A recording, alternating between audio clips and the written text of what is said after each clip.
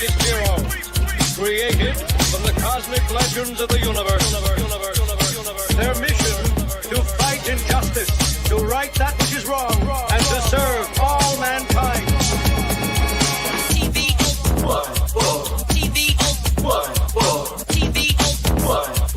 Now that's a name I've not heard.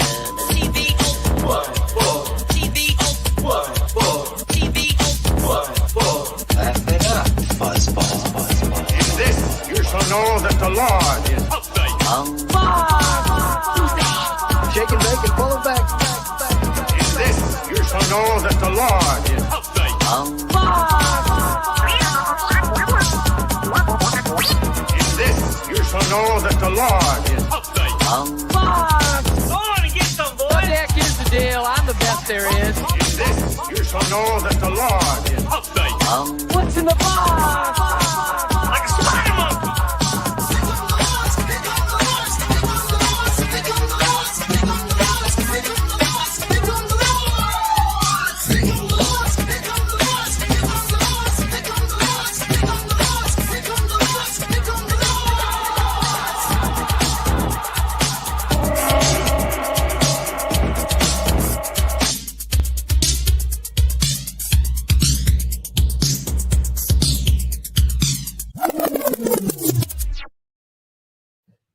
What is cracking, YouTubeites? Welcome to Lords of the Long Box on our Wednesday live show, and we got a little something for you guys. Hope you enjoyed that little campfire. I wonder what's going to be in those flames for I wanted to roast some marshmallows. Yeah, that's Something a little, was roasting. Yeah, I think something's going to be burning on I the. thought I saw or pedo. I don't know. I couldn't tell. I definitely saw like a box in there, and maybe it said dough or pedo or scar, not that kind of pedo. Sorry, guys. Anyway, speaking of which, that's a horrible segue. But say what's up, Darkside Jedi. What's up, everybody? Wednesday evening, and we are here with a long-term spec. Yeah, if you want to see what goes into that fire, check out 3 Men in the Basement on Friday. I'm pretty sure you may have a good idea. Maybe Ryan will have his own fire too. But speaking of fire, my man Manimal, what's up? What up, everyone? Happy New Comic Book Day. Just chilling. Going to talk a little bit about this long-term spec. And then here, maybe at the end, chat a little bit about some updates on New Comic Book Day. There's been a couple developments on what's going to be happening here soon. So yeah, that's we'll talk right. about Happy that. New Comic Book Day. We haven't got a chance to say that. I used to say it all the time, and then the shows moved to Tuesday. But we're going to have at least some. And I want to clarify something. I've been calling these a reserve list for a few months now, and I was told that I wasn't really allowed to say what they truly are. But I think now it's safe to say, because before we didn't want to get our sources into trouble. But in the past, like a year ago, these were basically characters that they reserved for what have you, right? But now that Feige's in charge of all of it, and it's been like that for a while, this is, I can safely say now that Mikey has allowed me to say it, these are characters that have been asked to be researched to be used in the MCU. So before it was like, hey, they need to reserve this. And that's still true on the DC side, but since they have so many different avenues of where they can put shows, CW, HBO Max, the big screen or DC Universe. But now that Feige's all encompassing, this kind of gets you behind the scenes of what's going on. These are characters where the studio has said, hey, I want to use these characters, give me some research on it. We want to find out more about these characters so we could use them for the directors, the writers, whomever. And in reading some of the history and some of the, homework that we have to do here on Lords of the Long Box, you can tell that these characters make sense to be in these shows. They may not be huge characters, but they're integral to the storyline, so to say. And if like we've said before too, this isn't a like, hey, these characters are for sure showing up. So kind of disclaimer here, we're not Nostradamusing this and saying they will be here. Get these firsts. We're saying, like I think we've always kind of said that things are subject to change, and this year has been definitely the year where things are subject to change. The year of change. Yeah. If you want to get more in depth about that, go check out our friends at Simpleman's Comics. I'll left the link in there. After this show, go peep it out. Me and Manimal sat down, chopped it up for a good 2 hours with the guys. We had a great time. We talked everything about comic book speculation. So we probably have Simple Man and Bolo on this show, kind of go back and forth, but we had a great time. It was a fun watch, everybody. Pretty much they're the same thing. They do the same stuff we do, and we've been kind of associated with each other, at least through Instagram and other means for a few years now. So we know the guys pretty well. So definitely check out Simple Man's Comics, friends of the channel, just like the NY Warriors, Comic Book Fanatics, Comic Core, and those other cats, man. But let's pay some bills, or I don't know if they're really bill paying, but hey, this show is sponsored by our friends at Rocket Comics. Go to rocketcomics.com or Rocket Comics on Instagram. Tell them the Lord sent you. Get 20% off your first pressing order. Be a 1 book, 20 books, 50 books, or whatever. You get 20% off your first pressing and then 10% after that. They're doing a bunch of private signings right now, so the floodgates are starting to open for all kinds I of do good want to stuff. mention, I did see a CGC on Instagram. CGC posted that they're doing a private signing with Jim Shooter, John Beatty, and Mike Zeck. They're doing a bunch, actually. I asked Rocket if he could, submit for me, and they're definitely willing to do that. So ask them, even if it's not on their list, they may be able to get it done for you. Well, this is going to probably be the norm for the rest of this year, at least, because you don't have major signings at conventions coming up. NYCC seems to be the one holding on by its last breath, and that's just gone, bro. I don't see it happening, dude. Yeah, I was interested in that triple signing because I just got a nice 9/8 Secret Wars 8. But hit up Rocket Comics, man, because there's a lot of private signings and stuff that they could do safely, right? Get people in places, and so you just can't have a giant signing, and a lot of shops are doing that now. So here's some of our band's work right here. Rocket Comics, Scott, check it out, man. He does great work. He's been doing my stuff for at least 3 or 4 years now, so good peeps, man. Show's also sponsored by our friends at KRScomics.com. Go to KRScomics.com. Use the discount code of LOTLB to get 15% off anything in the KRS Comics store, including these. I am going to get that Last Ronin. That shit looks dope. That's the new Teenage Mutant Ninja Turtles. I don't know which is the turtle with the dual katanas. Which one is that? Leo? Yeah, you see him on the cover there? How did you not know that? I don't know, man. Raphael, Leonardo, Michelangelo. Dude, I don't know because we're the G.I. Joe era, not the Turtles era. Oh bro. my god! 50 Seriously, fucking years old, man. How am I going to know four what of them all and the there's names? 4 different weapons. It's clear. Oh my god, this is embarrassing. I only know their government names, man. Leonardo DiCaprio. Tim was gang Michelangelo, Teenage Mutant Ninja Rapport. Turtles Yeah. was- I'll be was 49 in July, man. While you guys are dingling around with your Teenage Mutant Ninja Turtles, I was out getting drunk and arrested. Also that Wolverine, Shannon Meyer. Oh, That looks was good, dope, too. Shannon I Meyer love is that. pretty. You know what? The emergence of Sanders. female comic book artists this year. Shannon It's Meyer, been huge, man. Natalie, Peach Momoko, they've been killing it, man. They've They've been been really crushing it, killing it. Yeah, man. Also, our friends at thegeekyswagshop.com. Go to the Geeky Swag Shop. Use discount code of LOTLB to get 15% off anything in the Geeky Swag Shop, including these face masks, shirts, and the t-shirts are back up for pre-order again. Ryan was rocking a white one yesterday. So those are our friends that we rock it with. Of course, our friends at CovrPrice. All great cats, and we stand by them because they're good peoples. So like as we said, man, this is a long-term spec list. Things are subject to change, but this is what we heard that characters are being researched for. And if we put the dots together, they kind of make sense. You know what I mean? Even regardless of how obscure they are, you have to have enough characters to fill what? 6 episodes, 8 episodes. 10, We're talking like 10 6, probably. 8 hours. Well, I think Disney Plus is a little bit shorter since it's so expensive, but it's What still a was- lot of What was characters. Mandalorian? 8? 8, yeah. 8, yeah. So we shall Perfect see, number. man. Perfect number. Yeah, the 12 episodes of Netflix. 13. Oh man, that was Yeah. brutal, man. Yeah, Especially- always episodes 7, 8, and 9 were just like, fuck. Oh man, it's and that's why one of the contracts why they ended, because Netflix had to pay for all the production, and they were like, man, this is expensive. And Mars was like, oh well, you're paying for it. Little do you know, we got Disney Plus coming up behind you, so please get rid of the characters. So, all right, boys and girls, drink if you're playing the game. I just said it. First up on the list is, of course, it's Nicholas Trask, and the first appearance is in the Savage She-Hulk #1. Nicholas Trask is kind of like a poor man's Kingpin on the West Coast, to say it least, at the very least. He's got a lot of short history. I mean, he appeared through 5 issues, but this is obviously he's going to be set up to be a big baddie. I mean, this book is already hot, but we're just telling you what the characters are coming. And more importantly is when I pull these up and I realize, the book is already spec'd for a particular reason. What it's fun is to look at the pricing on it, right? Well, and if you look, I'm sorry. I just wanted to add that he's kind of integral because from what I read, he shot her, and that's what caused her to have the blood transfusion. Yep. Yeah, well, he's in the first issue, so first appearance. So it's very integral to her. He's her Joe Chill. Yep. Yeah, very integral. I mean, there was a lot of stuff he did with Stark Tech, and then he wanted to get rid of the Roxanne Corp and all this other stuff. So he's there for a few issues. So what's interesting is Marvel Studios can take these smaller characters and kind of give them a bigger life than what they had.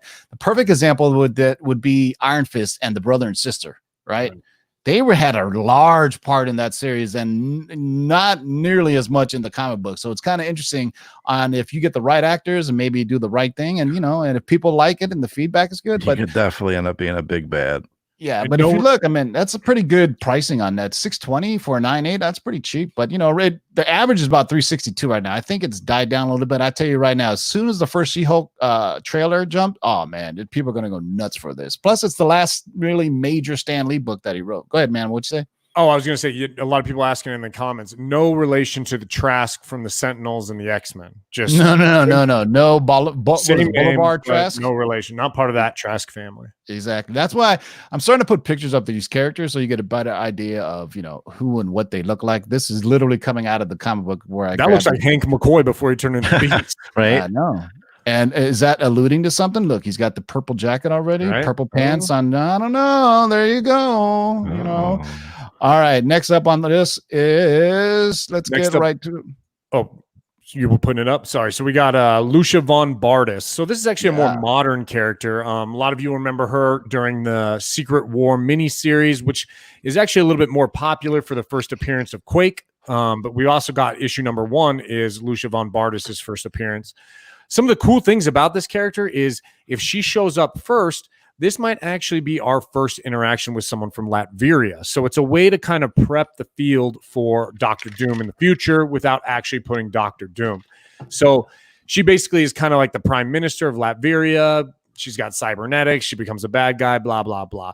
But, what I think is cool about it is what I just said, is the idea that we can kind of start talking about Latveria and getting it in the speech of the world and kind of making it like a place. Like, remember what they did with Wakanda early on before you even had Black Panther? They mentioned Wakanda. So it's cool, man. I mean, that's what we really want to see. And this is kind of a different character for She-Hulk to fight, possibly, flight. Well, here's what I think, though. I don't think this is She-Hulk related or Miss Marvel related, or I think this is related to Agents of S.W.O.R.D., to be honest with you. Oh, could be. Because she has a history with anywhere. She has a history with Quake. So that's why this isn't for any one particular show. This is for a lot of different things that could happen. Okay. So she started as a good guy, and then she end up being where she was working for the Tinkerer. And then S.H.I.E.L.D. decided they needed to take her down, and then Daisy thought she killed her by like destroying all the Doom Castle on top of her. But then she came back stronger with cybernetics. And then at one point, I think she put like Luke Cage in a coma. So she's pretty powerful. Yeah, it was all during that Secret War arc. What was that video game on PlayStation with you could play the teams? It was really popular. Avengers. No, it was like Marvel. Shoot. Anyway, I think I could be wrong, but I think she was one of the bosses. Yeah, she's definitely a baddie though. But this Secret War is pretty fun actually. If you ever read it, it's kind of like Ultimate Alliance, number 2, Ultimate Alliance. 2. There you go. Yeah, so everybody's getting Secret War book 2 because that's obviously the first appearance of Daisy Johnson or Quake, and I think that book has really room to grow if she ends up becoming part of S.W.O.R.D. because like we always said, like when Manimal and I were talking to Simple Man, Spec is MCU, Disney Plus now, but ABC stuff, she made some move. Remember, Deathlock appeared. It got some movement. It wasn't super hot though. But once Feige gets his fingerprints on it, collectors just seem to react to it, and for good reason, man. But all right, so great cover too. Those did you mention that she wears great covers? I'm sorry, what? Did you mention that she wears like her armor's like Doom tech, like it's Dr. Doom technology? She's all like teched out. Yeah, after Quake destroyed her, or thought they killed her off, she kind of, that's what this version of her is, this kind of cybernetic. I mean, if she was badass enough to beat up Luke Cage, I mean, she got to be pretty powerful. You know what I'm saying? Yeah. So that's cool though. We got Latveria, the connection to Daisy or Quake. So we, like the first one, pretty easy, She-Hulk, right? This one, I'm leaning toward it could be for the Sword series that we know is going to be happening on Disney Plus. So this is a great. All the covers on this, by the way, they're great. They're great, man. And did I say that? I don't want to just glance over this, but a 9.9 hit for $110, which is super cheap. But you know why? These books are easy to get high grades in because they're the hard kind of it's like hard stock. Yeah. So there you go, 9.9 for $110. You never know, man. All right, next up on the list is, of course, Figment, the all-powerful. Her first appearance was in She-Hulk #5 from 2004. Who is Figment, you ask? Well, it's a figment of your imagination. If you go to the Marvel fandom wiki page, this is the history of Figment. I hope you have some time because it's going to take a while to read their Sit entire down, history. everybody. Sit down. A prisoner of the big house, she used her illusion-casting powers to allow a majority of the convicts to escape. End. That's all it says. Makes sense if She-Hulk's a lawyer. She needs people to fight. Yeah. So she can empty the prisons. Yeah. So obviously it's a smaller villainous character, but they're researching it and they want it because I think we talk about this before. I think and Manuel's like, who's the rogues galleries of She-Hulk? I said she doesn't really have any if you think about it. Maybe there's some big brawny women, but I really like this cover. I don't care that cover. That is a cool cover for sure. Awesome, who's the artist man. for that? I don't know, man, but it doesn't matter. It's awesome. Yeah, but this is one of the volume 3 or 4. There's been so many volumes, but just know that this one came out in 2004, and that's who Figment looks like. So they need some villains to fill out an entire season of 6 or 8 episodes. So if you have Figment at home, go for yourself. But that cover is pretty badass. I really like that. God, yeah, that's definitely like CGI, whatever, when they used all computers instead of using any pencils and then go over it later. But anywho, that's pretty dope. So I think we can assume that Figment, well, they're researching her for the She-Hulk Disney Plus series. So moving right along, the next one is Jinks. What do you got on Jinks, Manimal? I think Darkseid's got this one covered. He was again. Sit down, everybody. He was apprehended by Miss Marvel and it's a she. Sorry. Yeah, she was apprehended by Miss Marvel and the Carol Corps. Bro, you're missing. To be honest, we don't really know what gender Jinks associates with. So fair statement. I apologize. You missed the most important part of her history, dude. She is part of the Canadian Ninja Syndicate. Oh, she's Canadian Ninjas. That's right. Canadian. Oh yeah, the Canadian. My Canadian friends. Canadian Ninja Syndicate. So I mean, a throwing star there in her hand. Yeah, man. So this is Miss Marvel Volume 4. And a Canadian flag right there. Yeah, amazing. Miss Marvel Volume 4, #8, and there's no sales data, so I was able to show you what the character looks like. There's a Canadian flag. There's her ninja-ness. I'm pretty sure that's a female hand and boobies on her. But what's interesting about Miss Marvel #8, the one on the right, that's the regular cover, and this is a Sarah Pichelli variant, so that's pretty cool. So this is when we start delving into newer books, and more times than not, there's obviously going to be a variant for them. So it's pretty cool that we got this as a variant. So Jinks is a little villain that Miss Marvel gets to beat up. So there you go. If you have Jinks on your, if you're playing along at home, that's why somebody's like, "Yeah, I'm rich. Let's Character go. bingo. Snowflake my ass. Boom! I got Jinks." And if anyone didn't know, Canada is well renowned for their ninjas. Just they really are. It's a because when you wear all black in the snow, nobody can see you. It's breeding ground for ninjury, which is a real word. There it is. Well, Logan, was a ninja. Ninja play. Not till later, but yeah. All right, samurai. Man. All right, next up on the list is another one. This one actually is a bit more fleshed out. No pun intended, since he's luminescent. Is that the word? Luminescent? Yeah, I want to say luminescent. Anywho, Cameron has been asked to be researched for the Miss Marvel series. This one makes sense. This is as close as to a love interest as the young Miss Marvel had.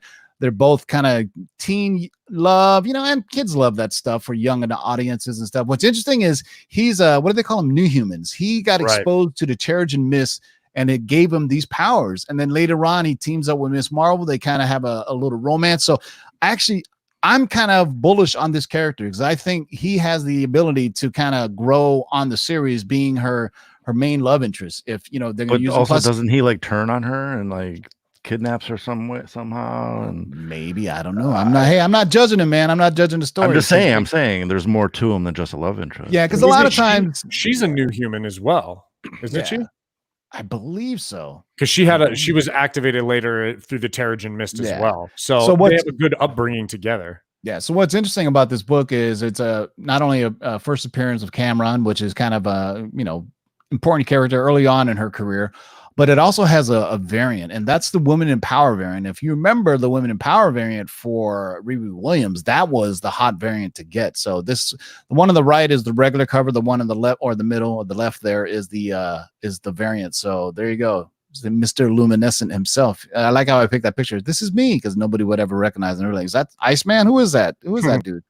But yeah, I think this character has room to grow as far as a storyline. You know what I mean? And maybe even multiple seasons if he starts off being the boyfriend and then goes bad and, turns on her for season 2 or what have you. But, grown ass man poo-poo on Miss Marvel. But you know what? It's not for us. There's a whole generation of young girls that look up to Miss Marvel and those type of titles because, comics are for all ages, all people. So we may not read Miss Marvel every week, but I guarantee you there's tons of kids that do, especially young Muslim girls who have a character to look up to. That's why, this is one of those things, Marvel, all inclusive. You can have your old characters, your new characters, but this is something kids, I think, will gravitate to, man, if done correctly. Just like how Devil Dinosaur and Moon Girl are going to be for even a younger audience of kids that are going to be watching. So you got everything, man. You got violent ass Wolverine, Canadian ninjas, and now you have something for the kids to fall in love with. I'm going to look that up. What the first appearance? Hold on, man. That's awesome. You know what? I got to get the first appearance of Canadian Ninja. I'm about to tell you right now.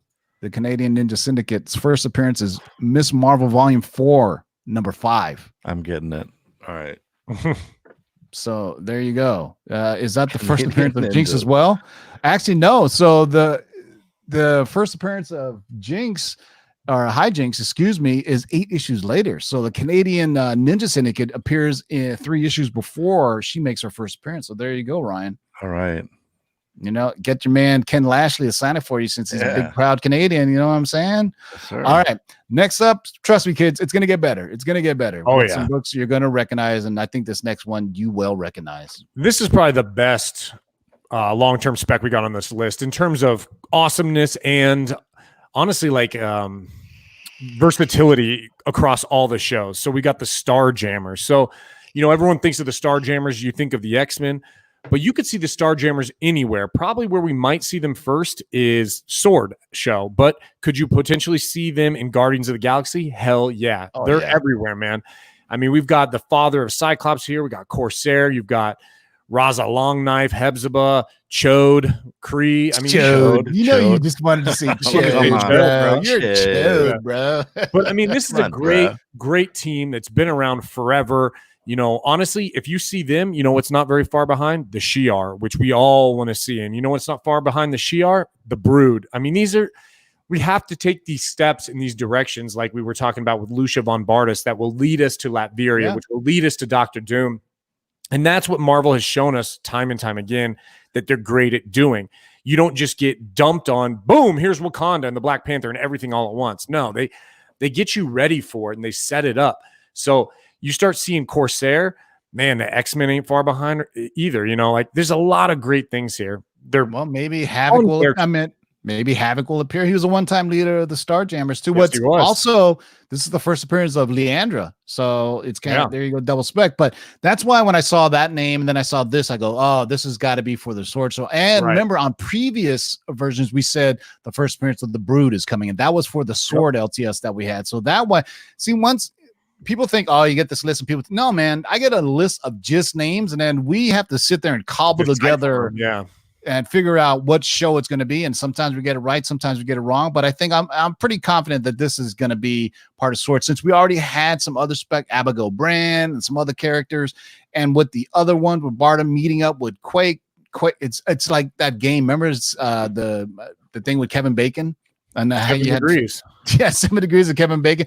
This is what it is. So I mean, it's more like cool National Treasure. We have to decipher the clues and figure it out. Oh my God! Whoa, I'm Nicolas Cage, bro. This is the Constitution. All right, so Starjammers' first appearance is in X-Men 104, and people have been scooping this up for a minute because look at that book. Homage cover too to X-Men #1 right there.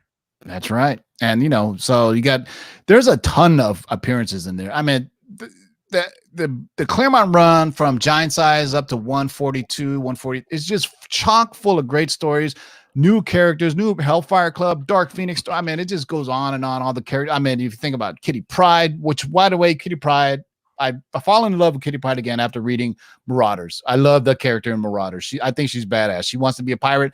Yo, she could be a pirate. That's what, you know what I'm saying? That's one of my favorite new X-Men titles is Marauders. I thought it was going to be stupid, but then I was like, Kitty Pryde's kind of a badass fighting. When they take Kitty Pryde and they show her what damage she can do with her powers, you're thinking, oh my God, yeah, I never thought about that. How she could just put her fist through somebody's chest and then go solid and tear their heart out. Damn. You better hope she doesn't turn into a bad guy or becomes dark metal version of it. Hey, spoiler alert though. Have you read much of Marauders yet? I've almost caught up. The last one I was at, where was I at? It was when are you talking about? Which issue?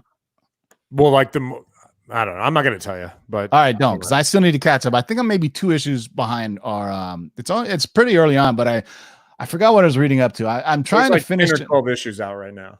Okay, so I'm probably on issue 7 or 8. Okay, that's where I'm at. All right, so it's a good read. I mean, I was shocked to find out there's 12 X-Men titles going on, or 11. Oh, dude, there's so many. I hope they condense them and just, because it's getting. They aren't. There's more coming out, and you got the good Lord big crossover coming out in September too. So the sword thing with all the swords, 24 different chapters. It expanded. It was only 12, and then they doubled the size of it. Yeah. So they're like, well, it's a couple issues in each title as well. They're making up for lost time. Hell yeah, man! I'm all for it, dude. Let's get that Hickman stuff going. It'd be really cool because when they start talking about these swords, you know what collectors are going to do? Start looking for the first appearances. Some of them are pretty obscure because I already started researching it. I'm not going to even tell. I'm not telling anybody. You guys are going to have to figure it out yourself. I shouldn't have said that. Hold on. Let me go on eBay. You guys keep on talking. Anyway, next up on the list. So Starjammers first appearance is X-Men 104. The great Chris Claremont and Dave Cockrum rocking it right there. Next up is a fun book that I haven't seen in a minute, son. Frenzy, another villain that is coming, that's been researched for the MCU Disney Plus shows, and her first appearance is X Factor number 4. She kind of looks like what's her name, Halle Berry Storm in this one. But anyway, her name is a modern version of her. Yeah, she has a big history in the X-Men universe. Her name is Joanna Cargill. She was part of the Alliance of Evil. She is definitely a mutant. Let me tell you what her powers are. She's been in everything, man. Age of X. She was part of M-Day. She was once an X-Men, Avengers versus X-Men. She was part of the Inhumans right now. I think, let me see if I'm reading this correctly. Frenzy was eventually, when she was an acolyte. That was kind of when she really rose to flame. Yeah, so Frenzy was eventually welcomed to the New Mutant Island of Krakoa, created by Xavier Magneto and Moira X. She entered through the teleportation gateway alongside with other villainous and fractious mutants who have been invited to join the nation in order to heal mutantdom and start over as a whole species together. Frenzy was next seen in the Green Lagoon in a tiki bar set up by Black Tom Cassidy. So there you go. She is around right now currently, and she's pretty powerful. I mean, she's got is a mutant who possesses a number of superhuman physical abilities as a result of genetic mutations, superhuman strength, superhuman speed, stamina, durability, agility, reflexes. Good Lord. She was stated to be a level 6 threat by Cable. There you go. So she's pretty powerful. So really this can be anywhere, but also that's why I was like, it's got to be something mutant related or something along sword, or maybe even she's powerful enough that She-Hulk could eventually fight her. Yeah, I mean, exactly. She's a big powerhouse, and like Tim was saying, she's been bad, she's been good. She was on one of the X-Men teams for a while as a good guy. She's kind of an anti-hero type character. She's never been completely evil type character, but and I don't want to spoil what the next one is, but this is a character that can go toe to toe with She-Hulk. We don't have many characters out there. Same with the Hulk. I mean, you got like Abomination, but physicality wise, who do you have that can go toe to toe with Hulks? And this is one of those characters. So who did we spec a long time ago that was she was part of she coming up Squadron Supreme, not this one, the first one that we had spec that was going to be the main villain for She-Hulk. Oh God, started with S. Help me out here. I think she was part of Squadron Supreme. You guys remember we spec this a long time ago. She was going to be the main baddie, but anywho, There's only a handful of kind of big, powerful female villains that She-Hulk could take on, and the next one's on the list. This has been spec'd on for a while now. We finally got at least verification from our sources that they are indeed researching this. And who is it, Manimal?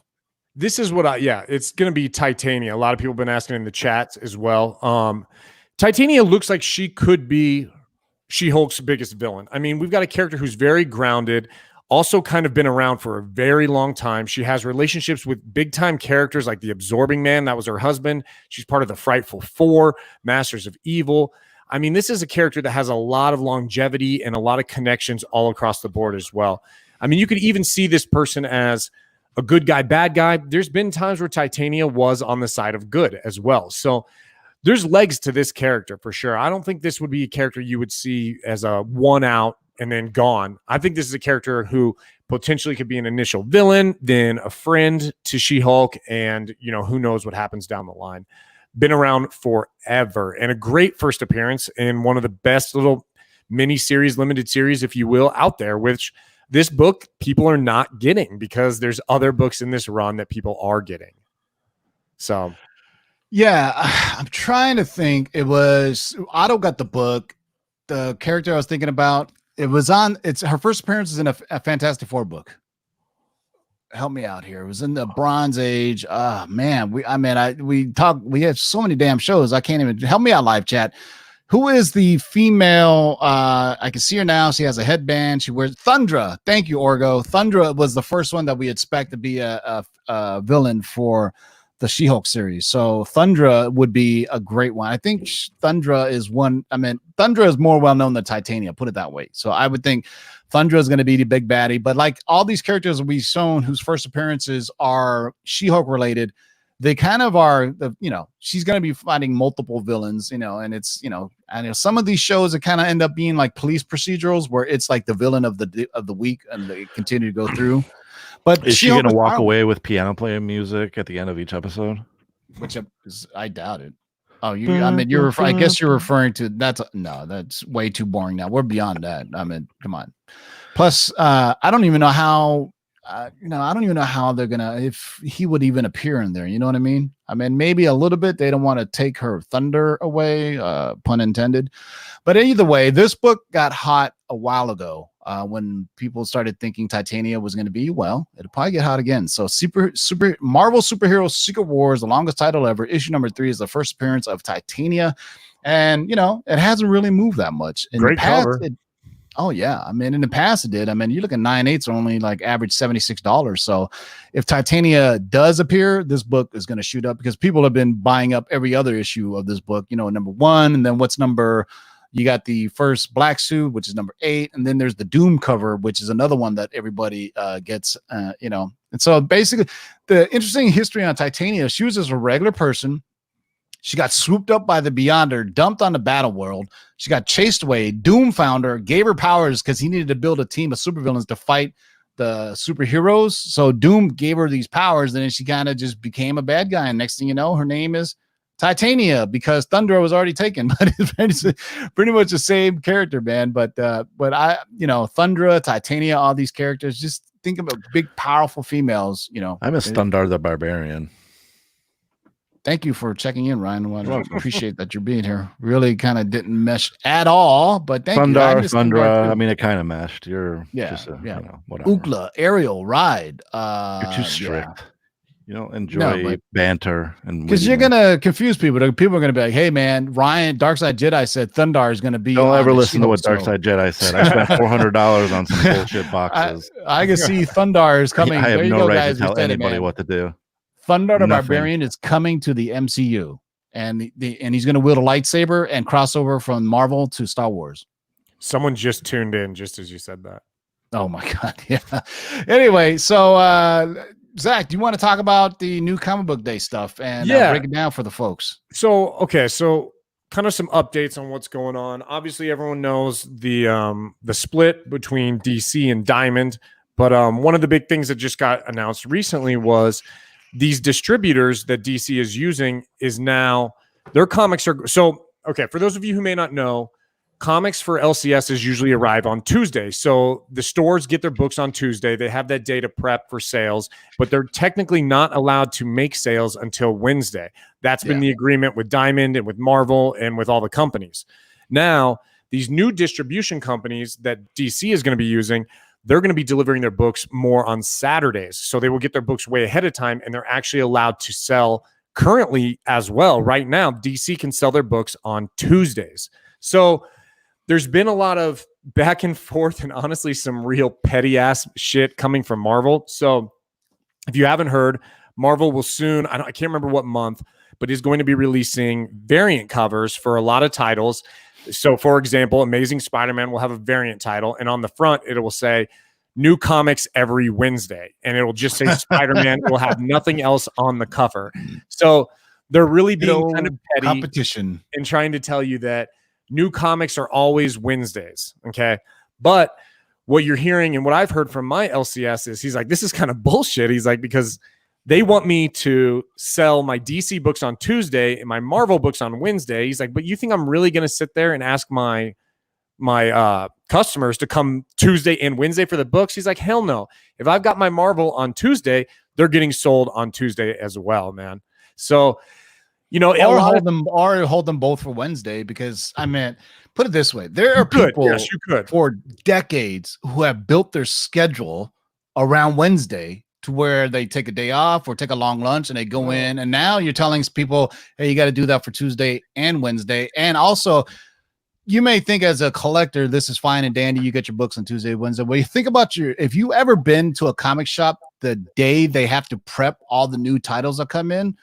Marvel has maybe 60% of the market, maybe 70, right? And DC has the remainder. Let's just chop it up between those two. We're not even talking about Image, IDW, Boom, or any of these other titles. So now they have to open up the boxes, sit through, sort through everything, put everybody's in their pull list or whatever, and then stack them up on the shelves. And now you're asking an LCS to do that twice. And they're not. I mean, this is one of the things where you guys think Diamond is a monopoly. Well, it may be a monopoly, but at least it's one place for everything, where now, you know, LCSs have to go through multiple ordering systems, multiple point of sale systems to order these books, figure out the ratios, the variants, everything, stock them, unstock them, send them, you know, it'd be curious to see, like shops will be like, no, I'm going to either sell them all on Tuesday or sell them all on Wednesday. It saves me the work of having to put out books on Tuesday and Wednesday, which is a major inconvenience, especially if you're a big shop. Can you imagine, you know, small shops? Right. Maybe not so much. Okay, yeah, I mean, now imagine honestly, Midtown, some giant place. No big deal to me. I get my books on Tuesday anyway, so it's all good. So. And just to clarify, yeah, guys, it's not all the issues. It's just variants for some of the titles. And yeah, is it petty? Yes. Is it annoying? Maybe. You know, and who knows how it's going to play out, but I don't know. We're just seeing everyone needs to be prepared for this machine kind of still being off the wheels for a little while. Like it's going to be a while before everything gets back to normal. Do I care? I don't really give a shit that Marvel decided to do that. To be honest with you, though, it's kind of crybaby shit, especially since Marvel's only putting out books every other week right now. So, like, I don't know what their problem is really. And it makes them. Yeah, but I don't think it's so much as crybaby as kind of poking at him, poking fun at him, saying this book is what I'm saying. It's not like a mass market making fun of. Well, so they came out and said that they were. So the article I read, the covers are dumb. Like it's just words. It's not even dumb. Like there's no art on it or anything. Marvel's saying no, because always in history, Wednesday's been new comic book day. Tuesday is like new music day or whatever, and different releases, and they're sticking with Wednesday. And that's right. Yeah, fine, Tuesday has always been the day that new albums get released on CD or vinyl, or even now they do it digitally. Like if they release it, it's a digital release on Spotify or wherever you kids keep your damn music nowadays. But yeah, I mean it's just why it's making everything still difficult. Yeah, why did Midtown and DCBS do this? It's like, why just keep, the easiest thing to do and as collectors, we don't care. It's going to come out Tuesday, Wednesday. Why couldn't shops just wait until Wednesday and combine it? I mean, they could, and probably most will, to be honest with you. Instead of selling it on Tuesday, just wait until Wednesday and sell them both. It's because we've already talked about it, and because it's already out there in the ether. People are going to call their shops on Tuesday. So not every shop will sell it on Wednesday. So there will Because be people now who people buy it on want their shit Tuesday. early I 'cause they get can it. get it Right, early. right, right. Yeah. No, I mean, from a business owner perspective, now you got people calling you on. Here's my shop on Tuesdays. They are swamped. They can barely even answer the phone because they're prepping for Wednesday. So now what do? So now you got people who want to come in on Tuesday while you're trying to prep. So normally they close. No, you're gonna prep Monday. You're gonna No, they'll prep Saturday Tuesday. or Sunday. They're going to get their books on Saturday. Actually, it's probably good for the big shops. They'll give them 3 days to prep the DC books before Marvel even comes in. Yeah, but also Saturday is probably the second busiest day of the week for comics, right? Before it was always Wednesday, and then Saturday was because the weekend people will come in on the weekend. But then here's what you also have to adjust for, which they haven't thought about. Is a lot of times, maybe on a Sunday night or Monday, shops don't have as many employees working at those times too. Mondays are like, they're dead. So now you got to hire more people or work different shifts. So I'm just thinking it from my LCS perspective when I see how their business is done, and people are going to have to react to it. But the same thing is DC didn't have to do this they put it this way, from a LCS perspective, they're already unhappy with DC doing this. Hell, they're already unhappy when the Walmart books came out and they weren't able to get them the same day that Walmart, you know what? So it's just more things to just kind of poke comic shops, and DC's doing. Go on any YouTube and just look up like DC Diamond, and there's a bunch of videos where they talk to people who own comic shops, and they're not happy. To us, we don't really see it as a big deal, and it may be superfluous to what we see. We don't see it at all, right? That's the best scenario. Whatever happens is done in the background, and we don't see it affect us as a consumer. Well, it now affects us as a consumer because now, like it or not, you have to go into your LCS on Tuesdays and Wednesdays. Some people may be a big deal at all. But some people, they work maybe swing shift or graveyard, so they have to come in at a certain time, and they can only come in on Wednesday. Now they have to come in on Tuesday and Wednesday, or they put on a pull list, or when they do come in, it's too late and those books are gone, right? So I guess, like we always say, if you don't want to have FOMO, buy everything. Put everything in your pull list, and then you won't miss out on anything at all whatsoever. So it'd be interesting. My shop asked me today. The other day when I was there. And he was telling me about all this, and he was like, so if you want, man, you can come in on Saturday and pick up your DC books. And I was like, bro, I'm just going to wait till Tuesday. Like, just on Tuesday, I'll come in like I always do. Just make sure you save my shit. So. Yeah. So there you go. You can get your punchlines on Saturday now. Yeah, so there you instead of, or your, what was I going to say? The next cool thing now is the Gold Lantern. Gold Lantern. I would say this, just be careful about Gold Lantern, because there's been a lot of different. I think colors. It's more of the Monster Boy or whatever. I think that's the one that's going to blow up. Maybe, yeah, because there's been other lanterns and they've come and gone. So just be careful about that. Remember that other lantern that came out? He was like the Spectrum Lantern. He had like every color. I forgot which Green Lantern that is. He was like the Spectrum Lantern. This came out last year. I bought like 4 or 5 of them, and then he just went away. It was like somebody in the live chat knows what I'm talking about. So you guys can figure it out. But anyway, happy new comic book day to you. And there you go. So you know what? I guess now we can say it on Tuesday too. When we do the CovrPrice top 10, we could do a happy new comic book day on that day too. So when is it supposed to start? I think this month is still in play, and my guy wasn't really sure. I think it's still a little up in the air, like in terms of July, maybe even, but currently they can sell, like they've been allowed to sell DC books on Tuesday if they have them. So yeah. But I guess the question is why? I don't know. Yeah, I don't know. That's like you say. Sure I'm sure it just has to do with the smaller company's distribution line. Like for whatever reason, that's when they ship, and who knows? Like, just like if we think Marvel is being petty by making these covers, making fun of them, I think maybe it was DC saying, "Hey, let's get our books out before Marvel does, so we have one day to ourselves." So maybe that's what led Marvel to do. They're always going back and forth against each other. You know what I mean? So you could have the whole. Diamond's been very honorable.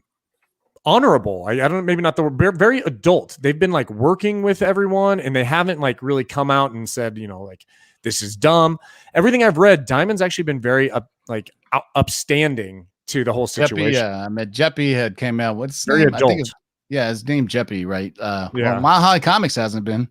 Remember that? Yeah, Mile High. No, dude's got everything on dollar fucking sale on his website. 50% off and everything. He was, I mean, he went off. He was pissed off. 50% off, which is normal price for everything. Right. But I did see when we were talking to Simple Man or some other show, Steve Jeppy did say so. I think his name is Steve. Anyway, he's the owner of Diamond, and he came out and he tweeted or he said something somewhere where be aware, what's that famous quote? Be aware of history or you'll be doomed to repeat it. Right. Basically, I'm paraphrasing right now, but that's what he said in a tweet. Like, know your history or you'll be doomed to repeat it. And I think what he's referring to is the 90s when, and everything happened with multiple distributors. And that time it was Marvel's fault because the company they picked, Heroes Worldwide or whatever it was called, they didn't get a chance to look at their books and they didn't realize that this company didn't know how to run their bookkeeping, and they realized that the company was done horribly. And boys and girls, that's what led to the fall of the comic book industry in the 90s. It wasn't variants and all this bullshit that you guys think. Matter of fact, JLS Comics did a great video about it. He's in the live chat a few years ago. He did about the fallout of the comic book industry in the 90s, and what led to it mostly was Marvel had their own distributor and DC had their own distributor. And at that point, anybody could get a license to sell, for lack of a better term. I remember going to a comic shop that was in some guy's garage in the Bay Area in the 90s. So basically, now you can only distribute comics if you're a online retailer or if you have a brick and mortar. But back then, they made it a lot easier. So they were shipping out books everywhere and anywhere, giant print runs, and nobody had control of it. And these businesses were not run like comic shops, and they went out of business. And then Heroes, they found out that they weren't keeping good numbers, so all that caused a crash. And then Diamond stepped in and kind of consolidated everything.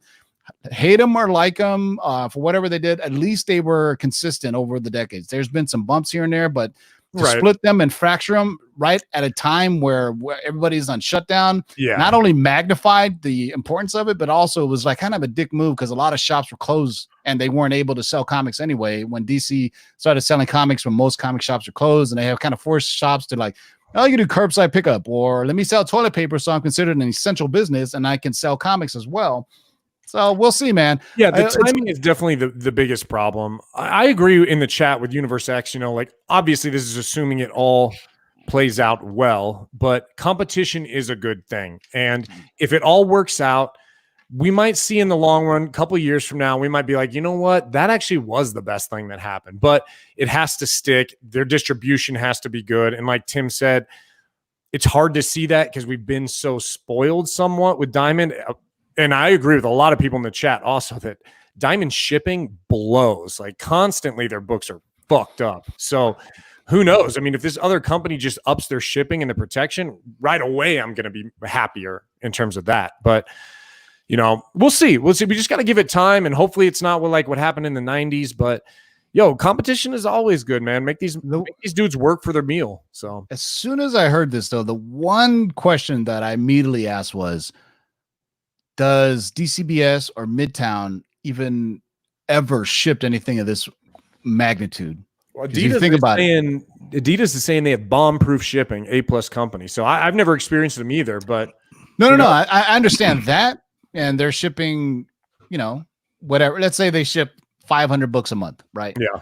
Well, maybe multiply that by 10 now, right? And that's just a small scale because now they're selling for all the country. I believe it's split to the east and the west, right? I don't know what the divider, maybe the Mississippi, whatever. But Midtown is basically a distributor for the East Coast, and we'll just say DCBS is distributing under the West Coast under different titles of the name, obviously. And that's another point of a lot of shops are like, they're kind of hesitant because now they're thinking, well, maybe Diamond can put my order along with their order, and they can pick up these, 1 in 500 variants where typically I would only get one. Maybe they're going to put those unders under theirs, and now they can get 1 in 500 variants. And that's some of the things, not saying they'll do that, but that's some of the things comic shop owners are thinking, right? Because you have to think they're trying to protect what they can sell. And they're thinking, if I can't see what Diamond is doing, but Diamond can see what I'm ordering, that's not, you know what I'm saying? That's not fair on their part, because now they're seeing Diamond can, and we're not saying that's going to happen. That's a big yeah, we're not saying that's going to happen, but you have to think if you're a small business owner, you got to protect your shit, and you don't want some bigger shop to know what you're doing. So that's some of the stuff that's been shared with me. And so just so from a comic book collector's perspective, we see it a whole lot differently. If you want a different perspective, go in and actually talk to the owner of your LCS and ask them what they think about this. Don't make up your own, oh, competition is good. Is good. No, don't say that. Say that after you talk to both sides. Then you can have an informed opinion. Don't just say, oh, competition is good. Sometimes it is, sometimes not. Well, like I said, Manimal saying, I saying, let's wait and see how it plays out, because what if they do great? Perfect. But what if they're like, oh my God, we didn't expect to ship this many books? And, and then, here's the thing that's going to happen. The first misshipment, late shipment, or shipment of damaged books, it's going to be magnified by 10.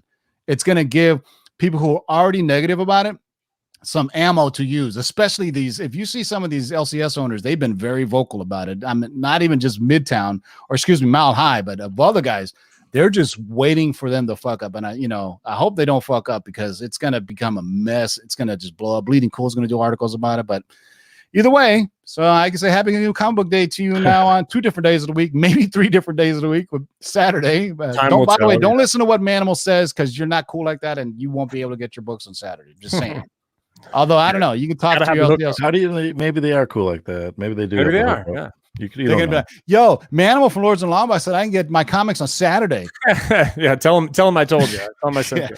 Yeah, tell him Manimal sent you. All right, boys and girls, thanks for hanging out with us. Darkside Jedi, any last words? I got nothing.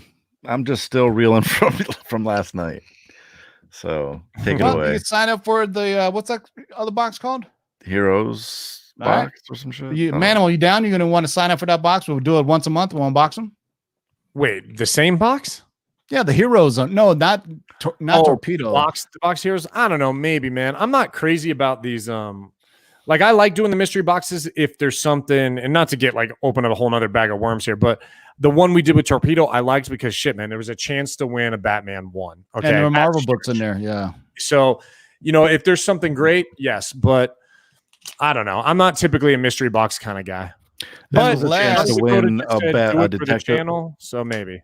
Unless our friends Karis Comics does a mystery box, because theirs are full of variant exclusives. You can't poo-poo this one. This was a 168. It's the first Red Hood. Yeah, that's huge. That's Batman this is a huge 1. Joker.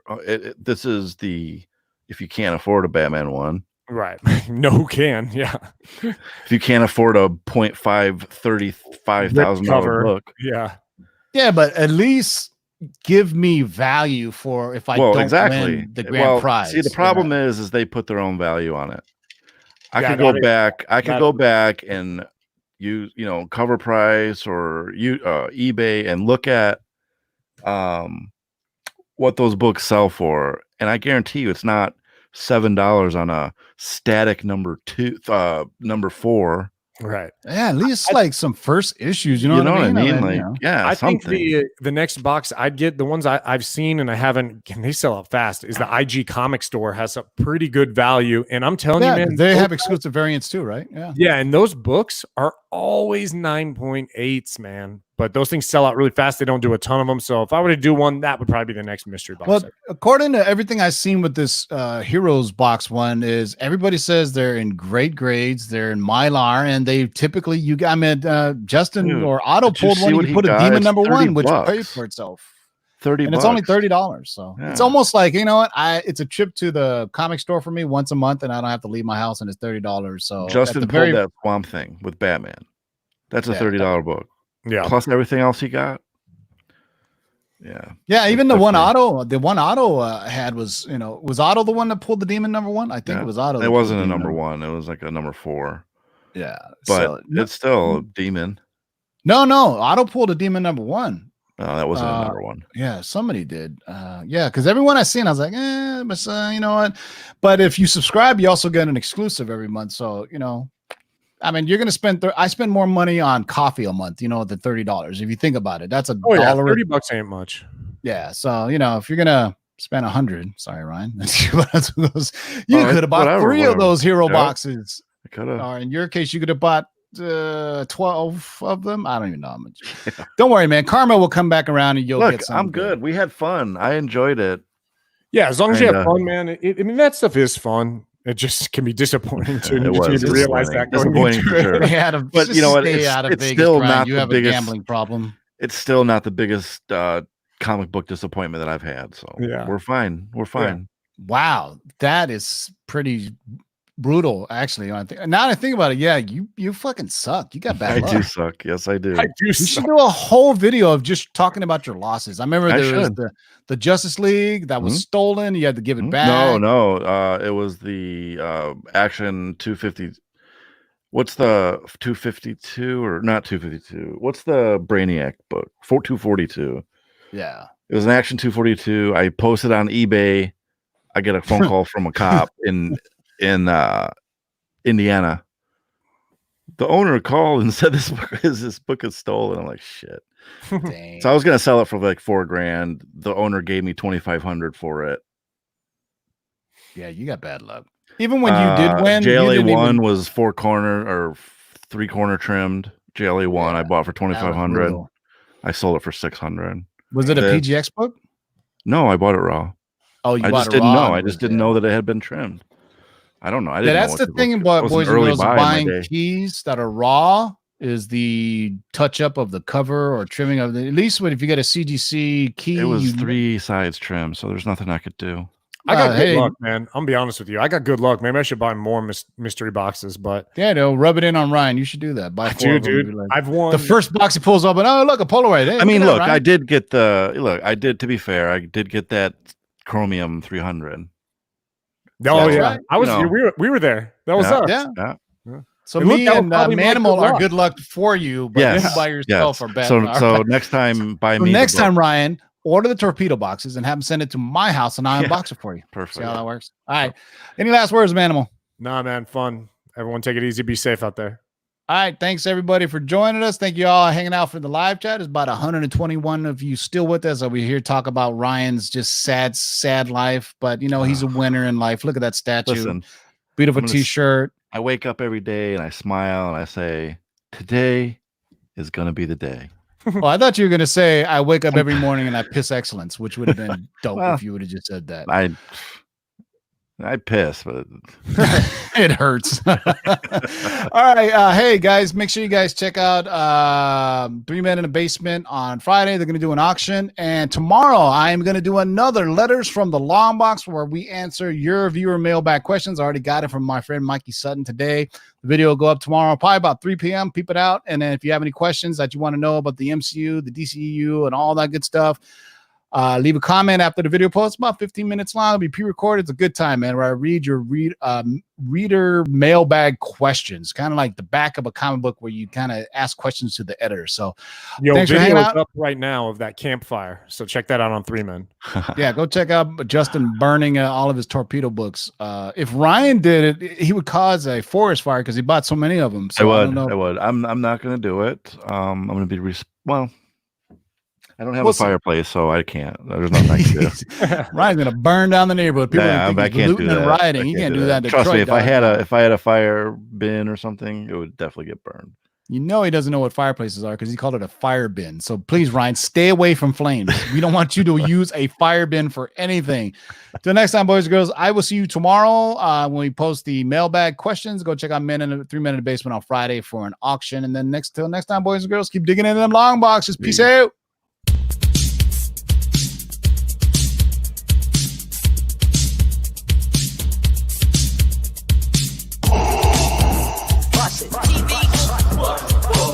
Shake and bake and pull it back. Hold on and get some, boys.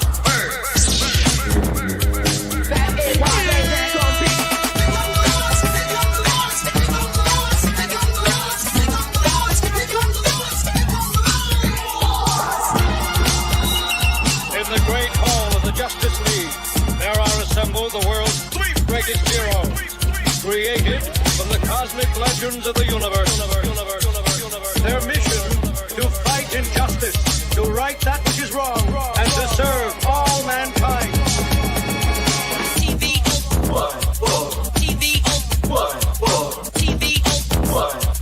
Now that's a name I've not heard.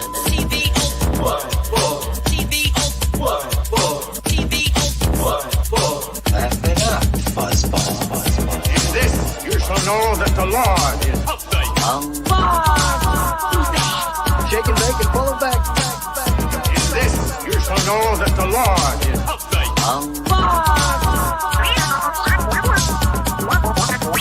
in this. You shall know that the Lord is Go on and get some, boys. What the heck is the deal? I'm the best there is. in this. You shall know that the Lord is What's in the box?